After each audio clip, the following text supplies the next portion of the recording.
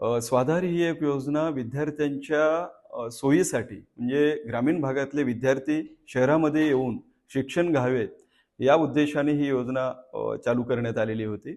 स्वाधार योजनेसाठी आजपर्यंत आपल्याकडे 3657 अर्ज प्राप्त झालेले आहेत.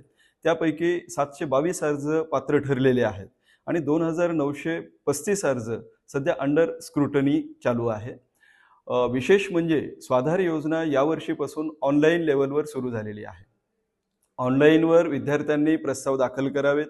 जे काही ओरिजिनल डॉक्युमेंट आहेत त्याच्यावर स्कॅन करून त्यांनी सबमिट करावेत आणि स्वाधार योजनेचा लाभ घ्यायचा असेल तर त्यांनी हॉस्टेलला फॉर्म भरणं हे कंपल्सरी आहे.